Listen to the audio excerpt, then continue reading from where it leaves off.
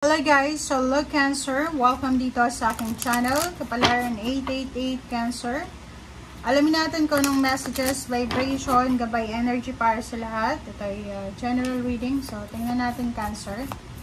Ano ba ang messages, vibration para sa lahat ng Cancer? Ano ba yung pwedeng gabay, advice na pwedeng makakatulong sa mga Cancer? Okay. First two cards natin is decision. Okay. So, dalawa yung baraha mo pero magkaiba yung energy na to. Yung first card natin is may mga Cancer na posibleng marami silang pinag-iisipan na gawin. Okay? Comment down below doon sa mga Cancer na hindi makatulog sa gabi, ini-insomnia na dahil sa sobrang pag-iisip.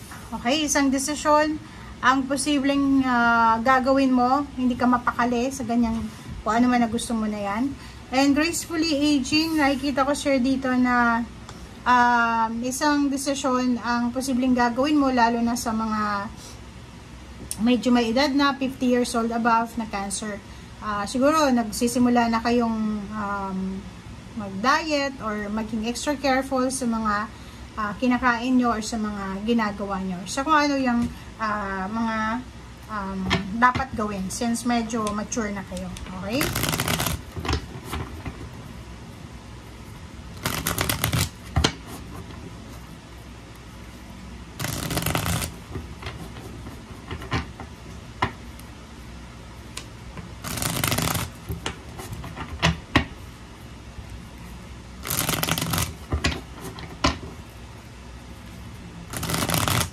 Okay. Cancer. First card natin is the Moon. And, Three of Swords. Comment down below, pwedeng recent lang to, current situation. Merong mga Cancer dito na medyo nag-aalala. Nag-worry sila, nag-aalala sila. And, posibleng meron silang nararamdaman na pain and heartaches. Or pwedeng hopeless and helpless sila sa ngayon. And nakikita ko may kailangan silang gawin pero hindi nila magawa. Parang gano'n yung energy na to. Okay? Three of Pentacles. Wow. May Cancer dito na posibleng hindi matuloy yung kanilang contract signing.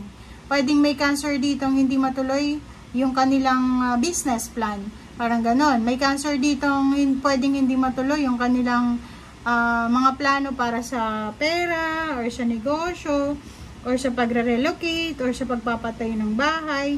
Or nakikita ko sure dito na siguro dati sobra kang motivated para sa future mo. Yung parang siguro 3 years ago or pwedeng last month masyado kang motivated sa future mo. Yung parang nakaplano ka na ito yung gagawin mo 3 years from now. But now, nakikita ko sure dito na posibleng yung mga plano mo na yan, lalo na yung pagkakitaan ng pera or yung mga financial plan mo ay posibleng hindi muna matutuloy or hindi ka makaka-focus muna siguro. Okay? Hindi ko alam kung bakit kasi hindi naman sinasabi dito. The Hermit and then King of Pentacles. So, dito sinasabi sa'yo na in terms of money, kailangan mong maging aware sa mga plano mo. Okay? So, yung King of Pentacles is all about money. So, kung paano mo hawakan yung pera or kung paano mo, kung ano yung pinaplano mo sa pera, nakikita ko na kailangan pag-isipan ng mabuti. Okay? Huwag kang magpadalos-dalos Cancer. And at the same time, huwag kang yung yung mga madalian na pera, parang ganun. Okay? So, make sure na yung lahat ng decision mo, since may decision dito, lalo na sa pagkakaperahan, ay pag-isipan mo yan ng 10 beses. Okay? Three of Cups, and then Two of Swords. So, nakikita ko sure dito na maraming blessings na dumarating sa buhay mo, may rason ka para magsaya, may rason para mag-celebrate, but yung Two of Swords sa'yo is parang hati, 'di ba? Yung may mga isa-celebrate kayo, pero half yung pakaramdam nyo. Okay? Parang masaya na malungkot. Parang ganun. Comment down below if you resonated. Four of Swords. And then, the Emperor. So, nakikita ko sa'yo dito, Cancer, na kinakailangan mong magpahinga. Okay?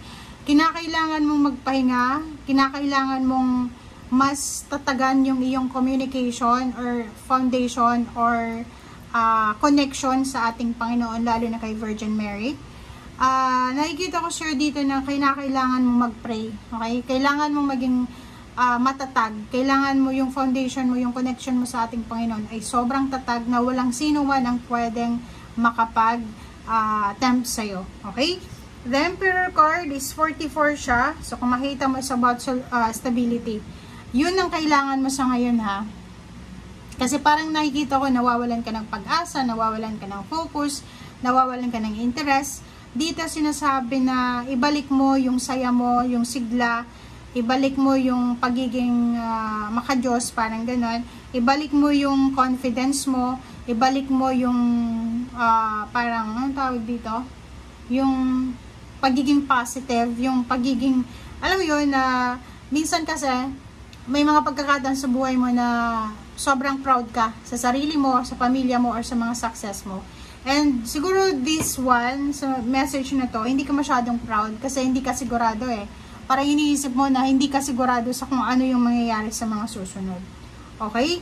7 of Wands, nakikita ko sir dito may kailangan kang ipaglaban. Dito sinasabi, ipaglaban mo yung karapatan mo, ipaglaban mo yung kaligayahan mo, ipaglaban mo yung peace and harmony.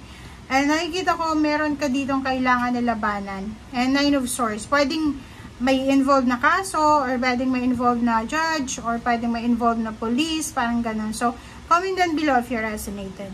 Okay?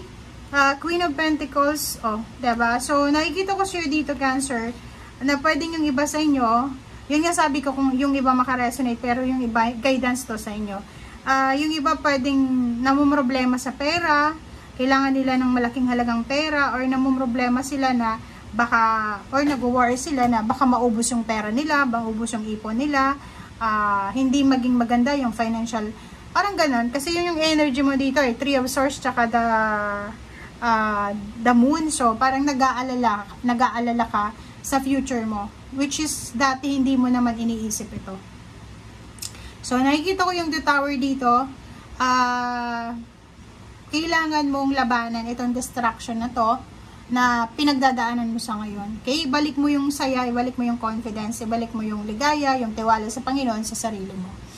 Okay? So, sa ilalim niya is King of Swords. So, yung King of Swords, sinasabi ng barahan na kailangan mong maging direct. Yung parang kung ano yung gusto mo sa ngayon, yun yung dapat mong bigyan ng pansin. Hindi yung tapos na yung past na yun, nalugi ka few years ago, nandun ka pa rin sa sistema na yun, or sa panahon na yun, hindi ka makamove on, naapektado yung present situation mo, naapektado yung future. Okay? Thank you guys for watching. Bye!